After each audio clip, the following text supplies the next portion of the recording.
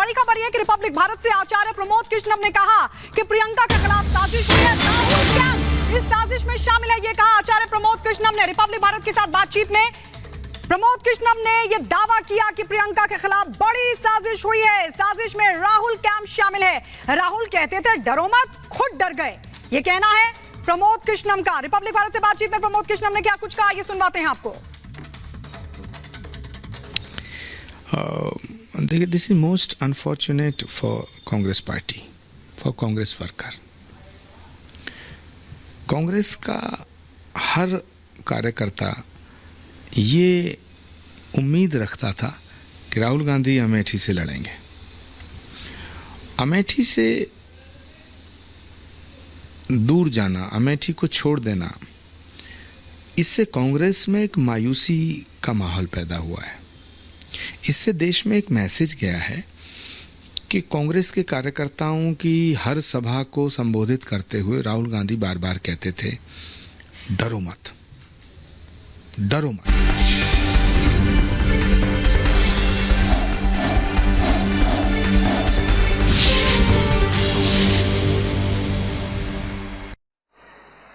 मैंने कश्मीर के कुछ नेताओं को एक बार बुलाया था। घाटी के 100 के करीब गांवों के लोगों को बुलाया था। दिल्ली में प्रधानमंत्री के घर पर बुलाया था। मैंने कहा मैं एक काम के लिए आपकी मदद चाहता हूं। आतंकवाद जोरों पर था, गांव-गांव में स्कूलें जलाते थे। मैंने उनको बुला करके कहा कि मुझे एक मदद चाहिए। बोले क्या?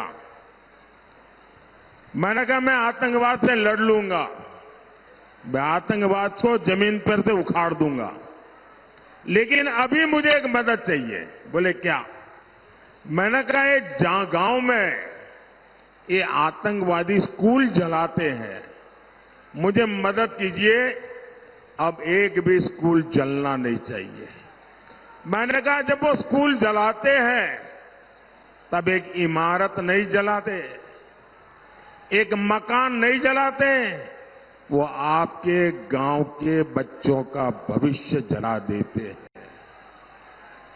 और आप भाई बहन मुझे आशीर्वाद देंगे, कश्मीर के वो लोग, और ये बात मैं करीब 7-8 साल पहले की करता हूं, तब तो मेरे सामने सवालिया निशान थे, लेकिन उन सभी नेताओं ने मुझे कहा कि साहब काम कठिन है, लेकिन हम आपकी भावना को समझते हैं। तो पश्चिम बंगाल में प्रधानमंत्री मोदी जनसभा को संबोधित कर रहे हैं, लेकिन इस बीच बढ़ते आगे और आपको बता दें कि कांग्रेस की नेता प्रियंका गांधी एक बार फिर से चुनावी मैदान में उतरने से चूक गई हैं।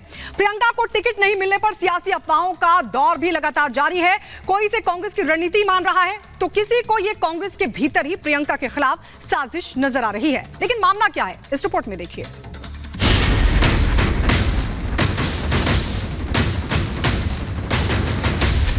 प्रियंका को फिर नहीं मिला लोकसभा टिकट। 2019 की तरह 24 में भी लगती रही अटकलें। अब डर डर कर कभी अमेठी से वायनाड, कभी वायनाड से रायबरेली, ये दिखाता है कि हार का डर कहां-कहां लेकर जा रहा है। बीजेपी का आरोप, कांग्रेस में ही इग्नोर की जा रही है प्रियंका। रोज देश की जनता से कहता था डरो मत, डरो मत, वो खुद डर गया। रॉबर्ट वाड्रा ने भी किया था डिमांड। देखिए, पूरे देश से पुकार है कि मैं सक्रिय राजनीति में आऊं, लेकिन कांग्रेस आला कमान ने नहीं सुनी फरियाद। कांग्रेस महासचिव प्रियंका गांधी की चुनावी लॉन्चिंग फिर टल गई। तमाम अटकलों के बाद भी प्रियंका को रायबरेली या अमेठी से टिकट नहीं मिला है। पिछले कई दिनों से प्रियंका के चुनावी रण में उतरने की अटकलें लग रही थीं, लेकिन इन दोनों सीटों के कांग्रेस उम्मीदवारों की लिस्ट में उनका नाम नहीं आया। कांग्रेस ने सबको चौंकाते हुए रायबरेली से राहुल गांधी और अमेठी से KL शर्मा को टिकट दिया है। अब प्रियंका के करीबी रहे नेता ही उनके खिलाफ कांग्रेस में साजिश होने की आशंका जता रहे हैं। पूरे देश में ये मैसेज जाएगा कि जो आदमी रोज नरेंद्र मोदी को चुनौती देता था, रोज अपने कांग्रेस के कार्यकर्ताओं से कहता था, रोज देश की जनता से कहता था, डरो मत, डरो मत। वो खुद डर गया। देखिए, मैंने बहुत पहले कहा था कि राहुल गांधी अमेठी चुनाव नहीं लड़ेंगे, और मैंने ये भी कहा था कि वो प्रियंका गांधी जी को भी चुनाव नहीं लड़वाएंगे। पार्टी और परिवार की जो साजिश है उसकी शिकार प्रियंका गांधी हो गई हैं। प्रियंका गांधी उत्तर प्रदेश की सियासत में काफी दिनों से सक्रिय हैं। 2022 उत्तर प्रदेश विधानसभा चुनावों में उन्होंने कांग्रेस के चुनाव प्रचार की कमान संभाली थी।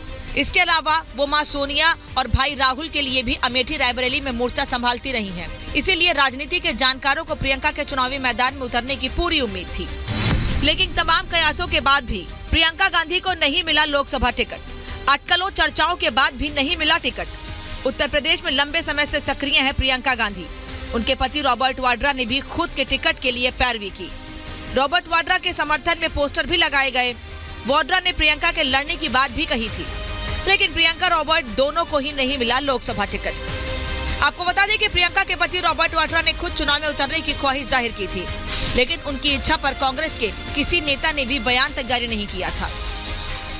देखिए, पूरे देश से पुकार है कि मैं सक्रिय राजनीति में आऊं, पर यह है क्योंकि मैं देश के लोगों के लिए हमेशा निकलता हूं, लोगों के बीच में रहता हूं। मैंने 1999 से वहां प्रचार किया, लोगों के बीच में रहा, और 2004 में भारी बहुमत से सोनिया जी को जिता के लाए।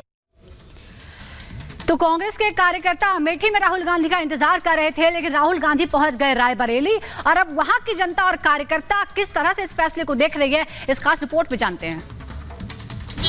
तो जान चुके हैं कि वहां से उनकी हार निश्चित है, क्योंकि 2019 के चुनाव में जिस तरीके से हारने के बाद दोबारा उन्होंने अमेठी का मुंह नहीं देखा, तो जानते तो वहां से हार उनकी निश्चित है। गांधी परिवार यहाँ पर लंबे अरसे से रहा, और जितने लंबे अरसे से रहा है उस हिसाब से यहाँ पर उन्होंने कुछ भी नहीं किया।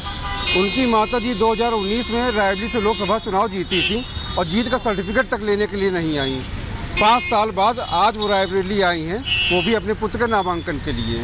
राहुल जी इसलिए वहाँ से भागे कि पिछले सालों में कई सालों से वो आए भी नहीं वहाँ पे, और लगातार वो समझ रहे हैं हताशा उनके अंदर है। रायबरेली से अगर अमेठी से उनको इमोशनल अटैचमेंट होता तो वो वायनाड छोड़ते। उन्होंने अमेठी को ही छोड़ दिया, वहाँ की जनता ने उनको छोड़ दिया। अमेठी से इसलिए भागा कि वायनाड इनका टेस्ट है, उन्होंने पिछली बार वहाँ से चुनाव जीता था, अब की बार यहाँ चलने हैं, क्योंकि इनकी मम्मी एक भी पैसा यहाँ खर्चा नहीं किया। पूरी निधि जो थी उनकी सांसद निधि वो वापस कर दिया। रायबरेली में गांधी परिवार ने कुछ नहीं किया, जैसी की तैसी हमारी रायबरेली पड़ी है। अगर गांधी परिवार चाहता तो हमारी रायबरेली मुंबई होती, बंगलौर होती। पिछला चुनाव देख करके विश्वास नहीं बना पा रहे हैं, और क्यों भागे। दूसरी चीज़, सबसे बड़ी चीज़, स्मृति ईरानी जी ने, भारतीय जनता पार्टी ने, मोदी जी की नीतियों ने जो काम किया देश के लिए, और अमेठी के लिए या रायबरेली के लिए जो काम किया, वो काम सराहनीय रहा। देखिए, अमेठी की जनता ने जो है, जो विकास की योजनाएं मोदी जी की हैं उसको सजा किया है, और जनता ने मोदी जी पर जताया है भरोसा। इसीलिए जो है अमेठी से उनको हटना पड़ा। उनको लगा कि अमेठी से हम जीत नहीं पाएंगे। केवल जनता को यहाँ ठगने का उन्होंने प्रयास किया। आप उनके बीच में नहीं रहेंगे। इस बार मोदी जी ने गारंटी दी है कि 70 साल से ज्यादा उम्र के जितने भी लोग हैं, सबका 5 लाख रुपए का प्रतिवर्ष उपचार मुफ्त करवाया जाएगा, अगर नागरिक कमल का बटन दबाएगा। इसीलिए राजेश भैया क्योंकि बोल चुके हैं, मैं लंबा भाषण तपती धूप में नहीं देना चाहती। आप में से कितने लोग यहाँ पर रामलला जी के भव्य मंदिर के निर्माण का अक्षत और प्रसाद पाए हैं? सब पाए ना? अब ये बताइए, मोदी जी नहीं होते तो क्या रामलला का मंदिर बनता? नहीं बनता ना।